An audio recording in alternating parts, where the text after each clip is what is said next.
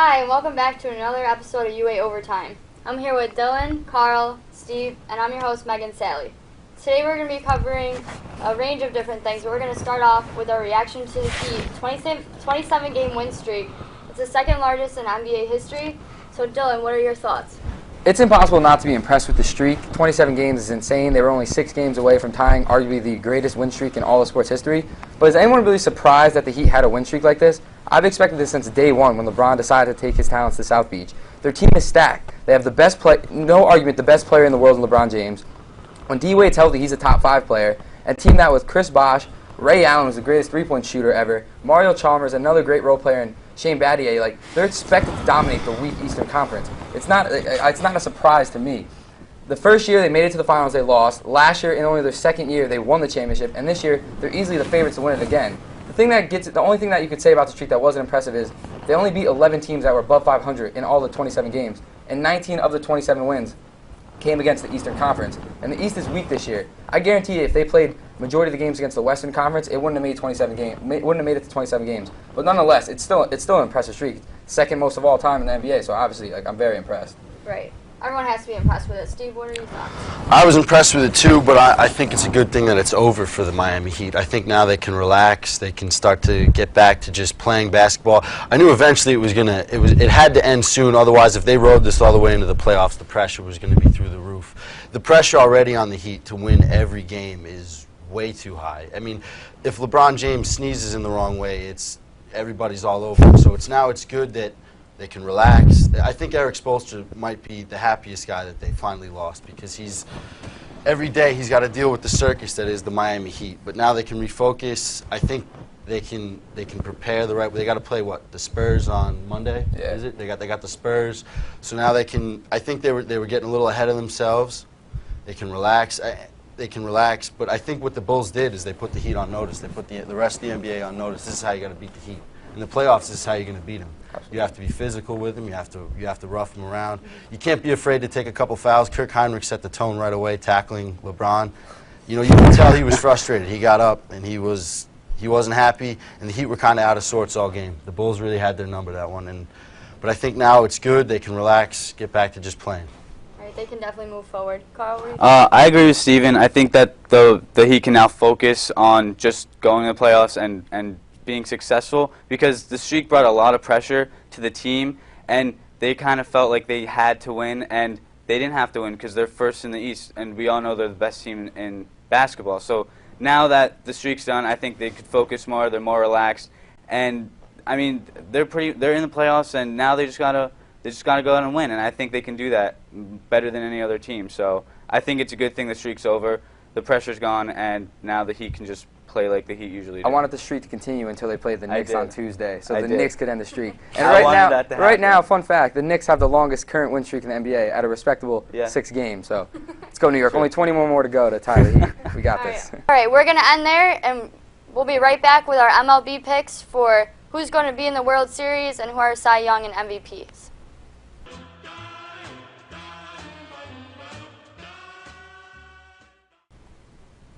Hi, and welcome back. We're here for our second quarter, and we're going to discuss the MLB picks, who are teams moving forward to the World Series, and Cy Young and MVP awards. We're going to start off with Carl, and who do you see in your World Series? I like the Angels a lot. I think they're going to win the World Series over the Washington Nationals. I'm looking for a duel between the two best hitters in baseball, between Mike Trout and Bryce Harper.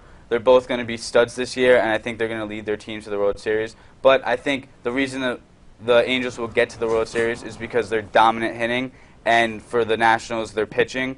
I think the Angels have the best overall lineup in baseball, and I think the Nationals have the best overall starting pitching in baseball. So I think those two teams will meet up in the World Series. It'll be a great one, but I think the Angels have the advantage. They've got good pitching too, and their hitting's a lot better. So I'm looking forward to seeing the Angels winning the World Series. Yeah, the Angels definitely have a good shot. But Steve, what are your thoughts? I have the Dodgers and Angels this year in the World Series. I think it's all LA, and I got the Angels winning it all. I think the lineup is just too good. I think both teams I think they're probably the two most talented rosters in baseball.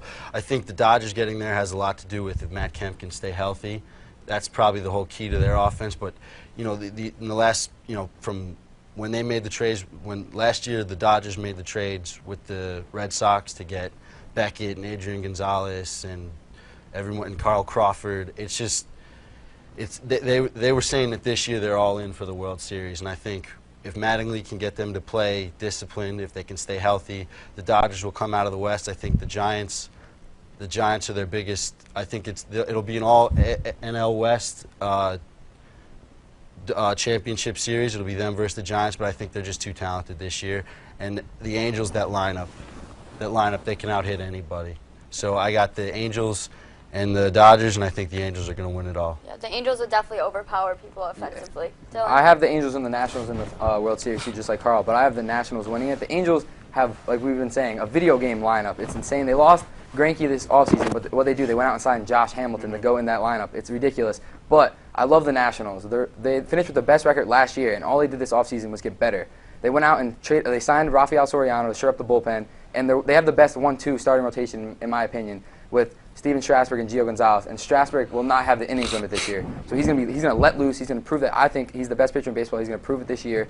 And like you said, Bryce Harper is gonna have a monster year this year. He put on a lot of muscle in the offseason. And I'm not one to look into spring training stats too much, but right now he's hitting nearly 500 and slugging over 730. He's going to be in the MVP conversation. The Nationals roll through the weak NL East. I think they make it to the World Series. The Angels, I think, make it to the World Series, but I love the Nationals roster. I think the Nationals win it all. That's a pretty good pick. I'm going to go with the Blue Jays and the Cardinals. The Blue Jays, they have the pitching skills that they need through R.A. Dickey and the other people that they have from last year. And then they have Jose Reyes on the offensive end. So they've a combination of them together, they have a very good shot at moving forward.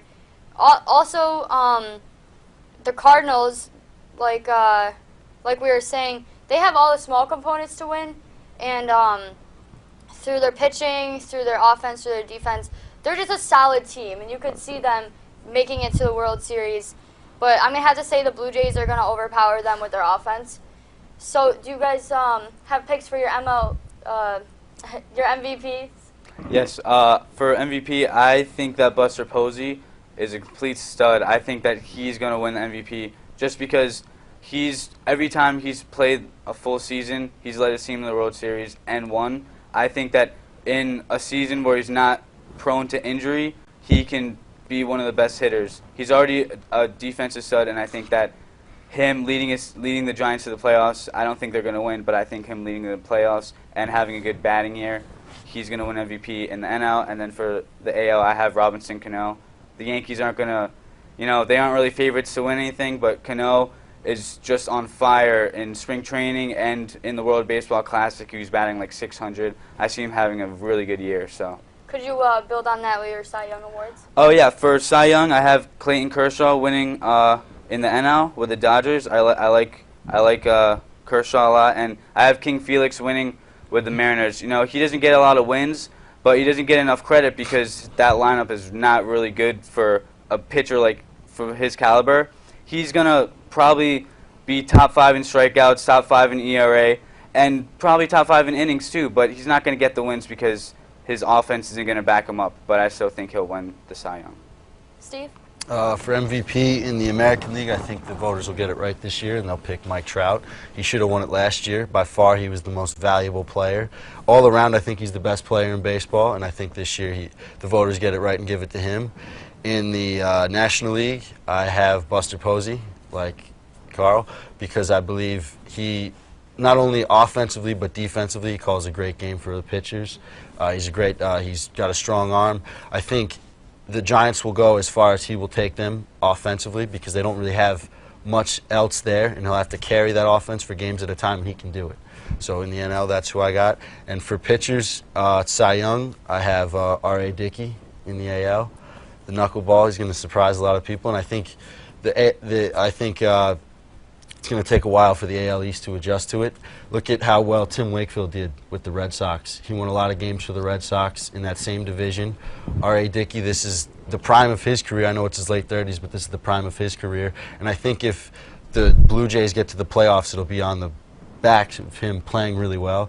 And in the National League, I have Zach Greinke because I think Zach Greinke, the Dodgers are my pick to go to the World Series. If they get there, it's because he's going to pitch them there. Absolutely. Sean? For my NL MVP, I have Joey Votto winning it again.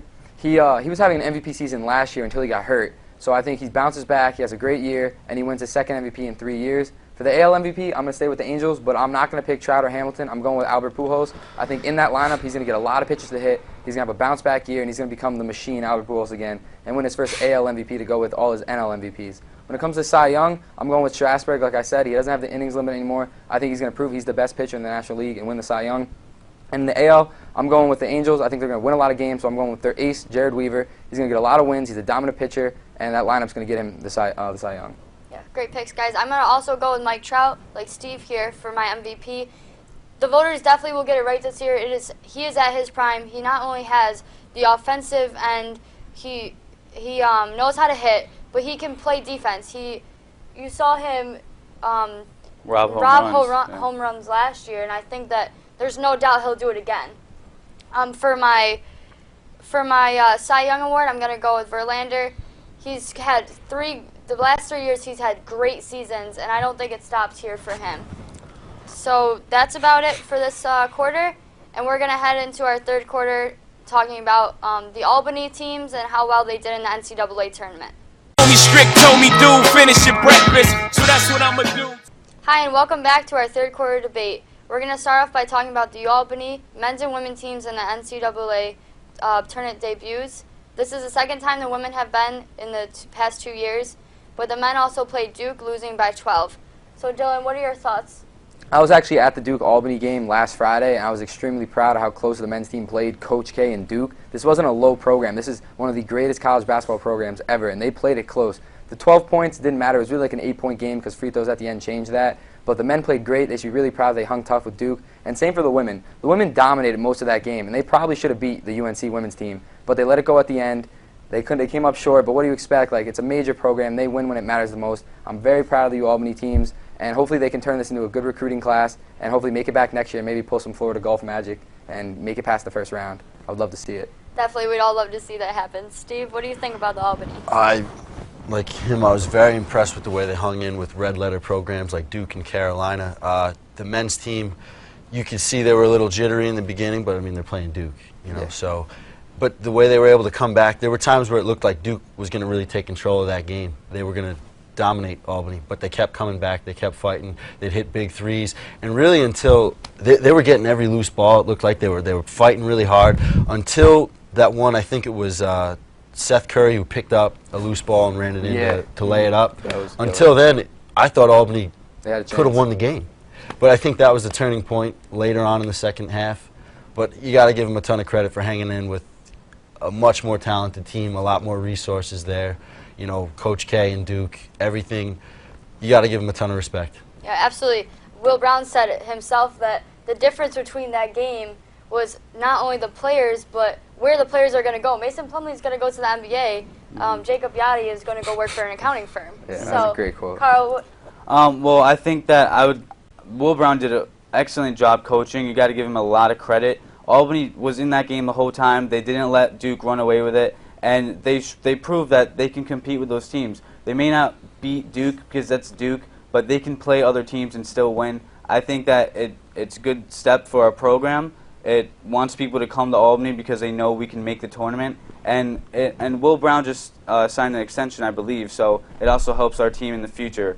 So I'm really proud of those guys. They played really hard, and you know, you're not going to win every game, but just making the tournament makes this past season a success. So Absolutely. That's what's important. definitely, that's what's important. And the women held UNC to a 30% field goal ranking. So for them, not only was that great for the program, but to show that they had not only the defensive strength that they carried throughout the whole season, but their offensive did lack a little bit, but you know, they still made it that far, and that's great for them. For the men, it was more about the jitters at first, and then Mason Plumlee, we didn't have a big man to match him up. Absolutely. You know, he had 6 dunks in his 23 points, and unfortunately, there was really no stopping him there. And Seth Curry, he just went off because he usually does with his, I think he had some around 20-plus points. So, unfortunately, that's how it ended, but we're really glad and we're proud of them. We're going to head into our fourth quarter debate talking about the NCAA tournament and who we see moving forward. We'll be right back. Hi, and welcome back. In our fourth quarter debate, we're going to be talking about March Madness and how well our brackets are doing, and who we see moving forward as well. So, Carl, could you start telling us a little bit about your bracket? I sure can. All right, so as most of America would say, their bracket sucks right now. Mine sucks too. I have Louisville winning it all, and they're still in the tournament, so I could get points for that. But my Final Four is pretty much depleted. I don't think Kansas is actually going to make it anymore, even though I have them in the Final Four. I like Michigan upsetting them. But my other two teams, Gonzaga, got upset by Wichita State. Wichita State's now in the Elite Eight. They're making a run, so I'm impressed with that. But I'm also disappointed because I had Miami in the championship game, and they lost last night. So, you know, a lot of upsets, a lot of disappointing losses, but hey, a lot of schools that are not really well known are making a name for themselves, like Florida Gulf Coast University, a 15 seed beating a 2 seed in the first round. That's only happened 2 other times. All right, Steve, who do you see moving forward? I'm probably not the person to ask because I had Indiana winning it all, and they lost, and I had Georgetown in the Final Four, and they lost in the first round to Gulf Coast. So I guess whatever I say, go exactly the opposite. But I got to tell you, Ohio State really impressed me last night. Winning a tough game like that, Arizona got off to that big lead. I think they were up 10 points, something like that in the first half. Then Ohio State took a 10-point lead at some point in the second half. I think even more than that. It looked like they were going to blow them out, but then Arizona brings it right back to tie, and they go right back down and hit the 3 to win the game. I think they got some good leadership on that team. Coach Thad Matta's been there for a couple, he's been there. He's taken them to Final Fours before. He was the coach when Greg Oden was on the team, and they won the national. They lost to Florida in the national championship game, so they have experience there. So I think Ohio State is going to walk past Wichita State. They're a great story, but I see Ohio State walking to the Final Four, and whoever wins this Duke-Michigan State game tonight, I think, is going on to the Final Four. I think Syracuse you have to pick to go to the Final Four now. The way they manhandled my team, I had Indiana winning it all, and that 2-3 zone. Yeah. I mean, their guards couldn't pass last night in Indiana. It was embarrassing. They were turning the ball over too much. I only have one Final Four team left. That's Duke. I actually had Georgetown winning it all, so my whole bracket was destroyed by Florida Gulf Coast. If I had to choose right now, I'd have Kansas actually winning it all and beating the team that wins the Duke-Michigan State matchup. But as you can tell by my bracket, what the hell do I know? So I'm just throwing it out there. Hopefully Kansas gets it right. I get it right with Kansas. But regarding the Florida Gulf Coast story, it's a great story, but that's all it is. March Madness is so overrated with this, like, any team can win it all. No, the great teams win it every year. There's always a great story, your George Mason, your VCU, your Florida Gulf Coast.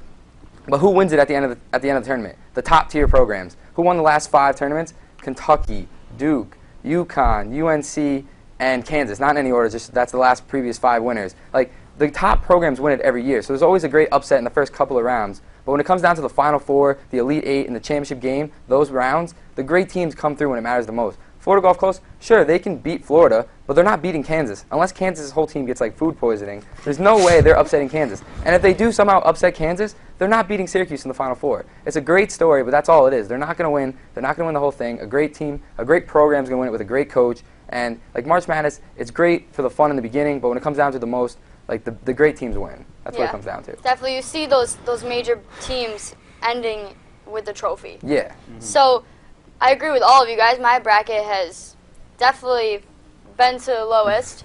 But also, I'm impressed with Syracuse, how they handled Indiana last night.